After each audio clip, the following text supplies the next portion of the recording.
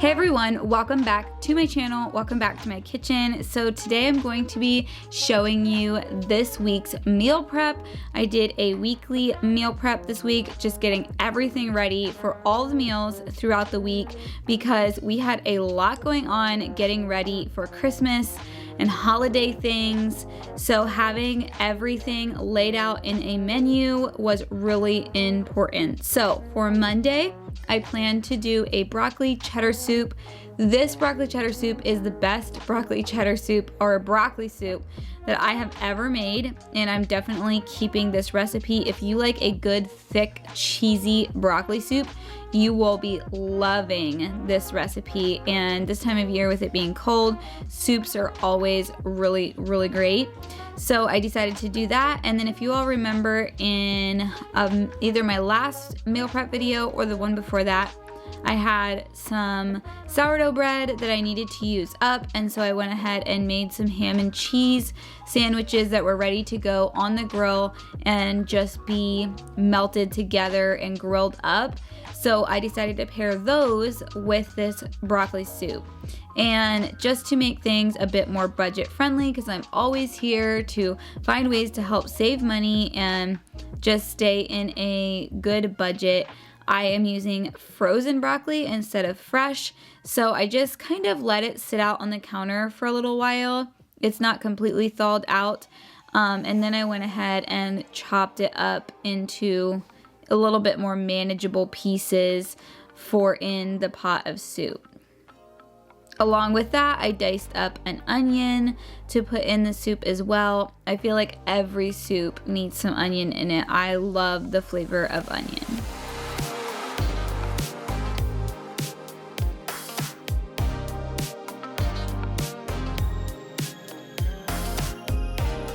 Okay, so for the cheese for this recipe, I wanted to shred my own simply because it's all going to be melted together, and I just feel like having my shredding it myself, it melts so much better. So I went ahead and got out my food processor to do that, and then I started with the base of the soup. So this is really a simple base. You just start out with some butter, and here they also have you put some onion in as well. And then of course I buy my flour in bulk in big 25 or 50 pound bags. So I have them in these small 2-gallon buckets.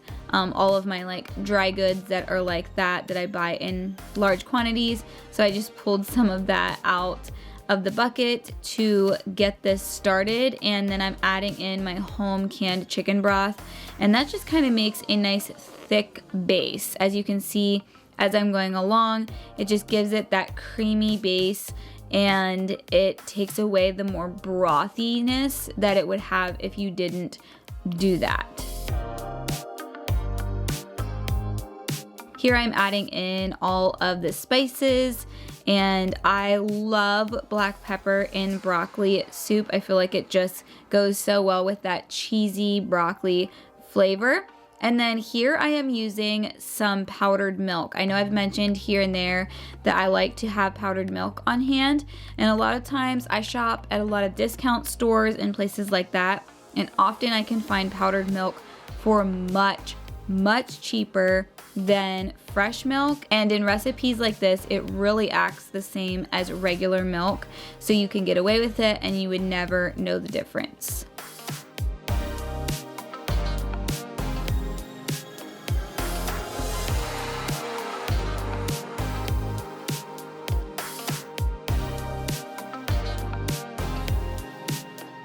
This recipe is very, very simple, so if you are in a hurry, it's one that you can make up very quickly.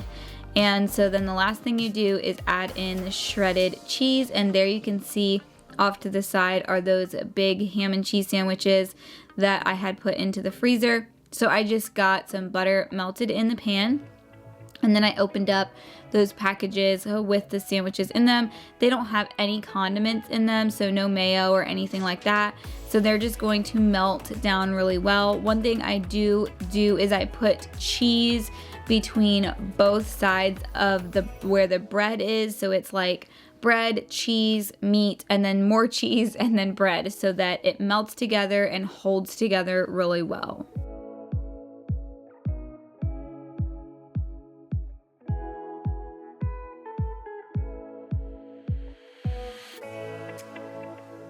Okay, so now we're moving on to Tuesday, and we're gonna do some chicken fajitas. That is a staple in our house. However, it's been a few weeks since we've had them. So I decided to whip them up, and they're so simple to do as a sheet pan meal. It's one of my favorite ways of doing them, although I do them in the skillet sometimes as well. So here, you're just gonna see me cutting up some bell peppers that I had on hand, and then I'm going to be cutting up chicken into strips. And I like to leave the bell peppers just a little thicker than I normally would if I was going to fry these up for like sausages or something like that. I just think that it's nice to have a chunkier pepper whenever you're piling it into your fajita. And I also wanted to mention that I will leave this apron along with the other two that they came with linked below. It's an Amazon find, and they come in packs of 3, and they're just a very nice apron and wash up well. So if you want an apron to keep your clothing splatter free, that is really convenient.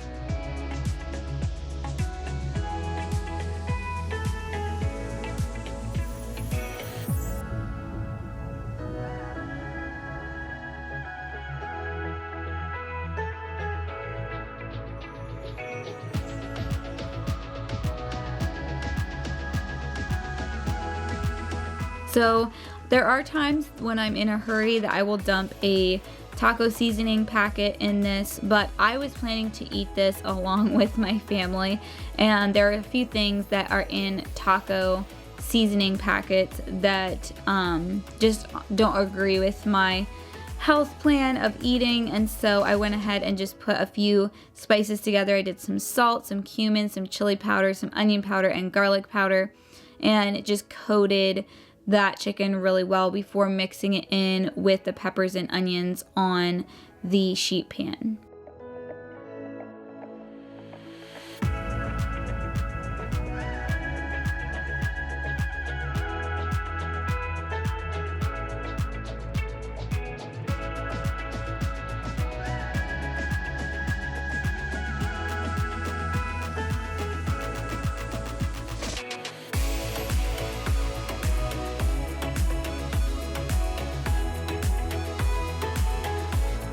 And then I just baked these at 400 degrees, I think for about 25 minutes.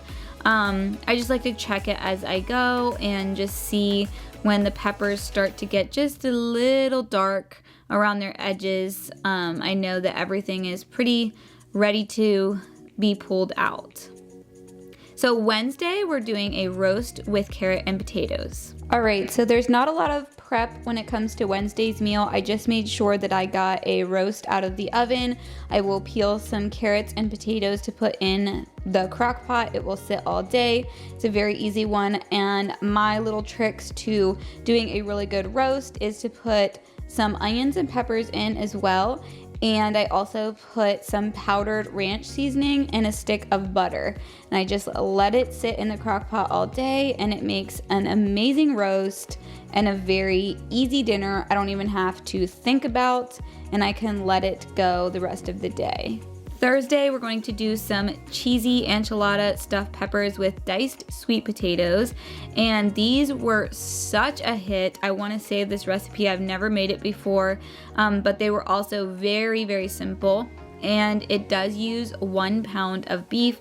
I love showing you guys recipes where you can make your beef or your chicken stretch a little bit further, particularly if you have a large family and you are looking to save on some of your meat costs.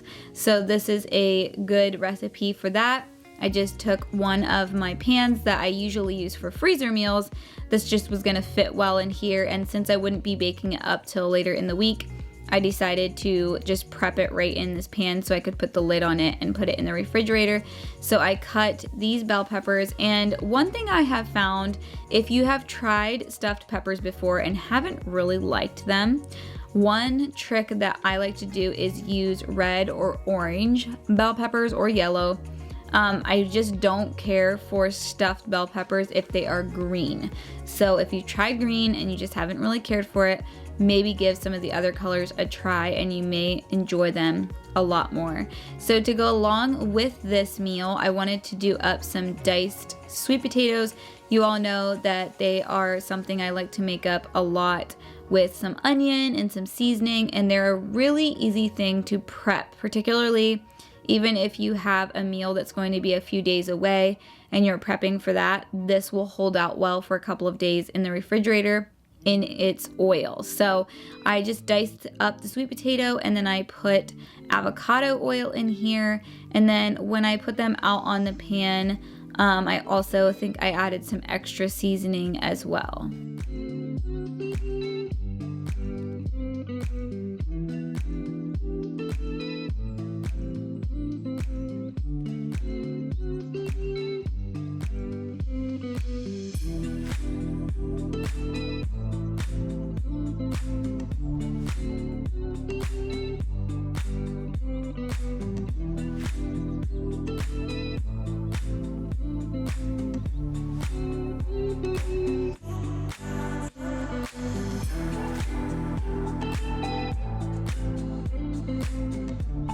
Having the potatoes all diced up for you and ready to go is very quick and convenient, because all you have to do is dump them right out of the bag and onto a sheet pan, pop them in the oven, and since this meal was already going into the oven, I was able to put the entire meal in the oven and have it all ready right around the same time. So whenever the meat was done frying up, I added in some red enchilada sauce, and I was able to just cook that into the meat and kind of let it simmer a bit to thicken. And then once it had simmered for a while, I went ahead and put in about half of the cheddar cheese just to get it nice and melted and really make almost like a cheese sauce along with the meat.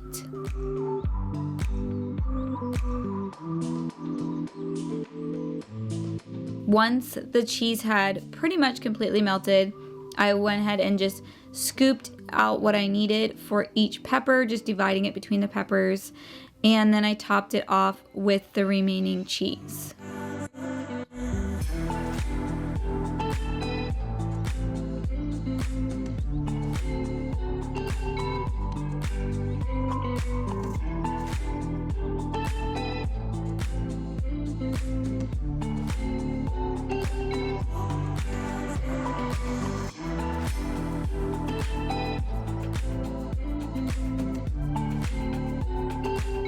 If I can remember, I will leave the link below for these containers that come in packs of 4 with the lids as well. Okay, then Friday we had a meal with family, so I didn't need to prep for that. And then I dug into lunches and just some extra meals around. So I made some of my own homemade Lowry's seasoned salt, if you know what that is. Also, a lot of people like to use that on meats and popcorn and all kinds of things. However, a lot of the base is made up of cornstarch and sugar, and that's something that I don't often eat, so I decided to dig in and make up my own recipe of it. So I will leave the recipe for the seasoned salt that I came up with written in the description box below. Here I just pulled out some chicken thighs out of the freezer, and we've been trying to eat out of our freezers, kind of eat our freezers down the last little while, so you're gonna see a lot more of meals that are inspired of things that are in my freezers. But I just pulled them out, I put the skin side up, and I coated them with that wonderful seasoned salt. And then I popped them in the oven at around 400 degrees, and I think for about a half an hour, and then I waited until the skins got really nice and crunchy, which you'll see here in a bit. So to go along with those chicken thighs, I wanted to do some zucchini noodles. This is a staple for me, especially for lunches and having meals around that I can eat. if my family's eating something that I can't have, this is a way for me to just grab a meal and be able to still eat with them even if I'm not eating the exact same thing. And here I'm using my zucchini noodle maker or veggie noodle maker. I love that thing. It's so convenient, and it has a bunch of different knives in it or blades I should say, that can cut different sized noodles. So I just put it into the frying pan with some avocado oil, and then I added in this buttery steakhouse seasoning. I love this stuff. We just did a Costco run, and it is from Costco, or you can get it I think at Walmart as well. But I just stocked up on a couple big containers of it because we use it on so much, and we were out of it for a couple of weeks and I really missed it. So I decided to make another meal with some onion smash burgers. I believe that's the way that you say it. But I decided to make them kind of into more of a meatball style. So I went ahead and put that seasoning, the onion smash burger seasoning with diced onion and a little bit of egg. I think I put 1 egg into this, and then I fried these up in the skillet. Nothing fancy, just something quick and easy.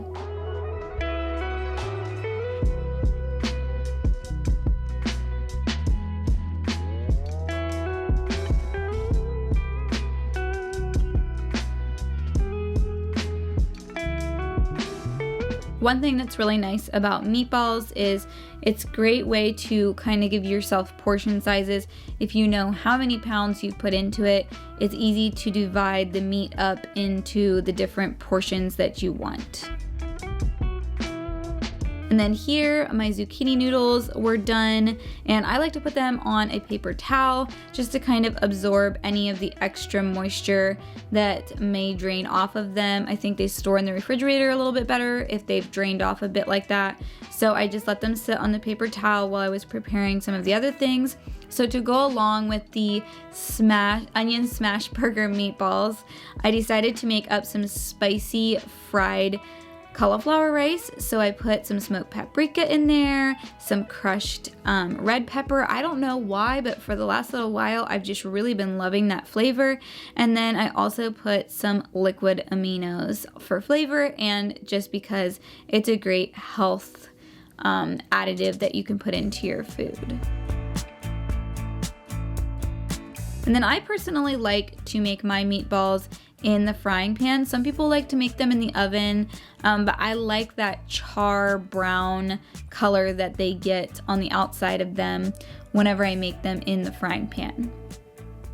At this point, my chicken was done, so I went ahead and put that in to my single portion size containers. I love these containers. I've been using them all the time the last little while. They're just very, very convenient. And then in the little side dish portion of the container is where I put all of the zucchini noodles.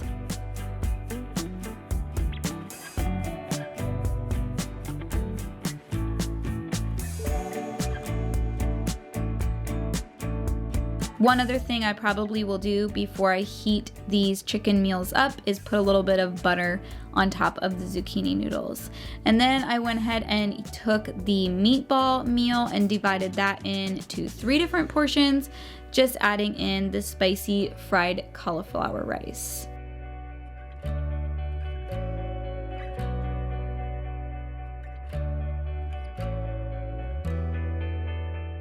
Thank you all so much for watching. I hope that this video was inspiring to you. I hope it gave you ideas for your meal prep this week. Let me know what you're prepping this week. I love to hear your recipe ideas in the comment section below. Don't forget to give this video a like.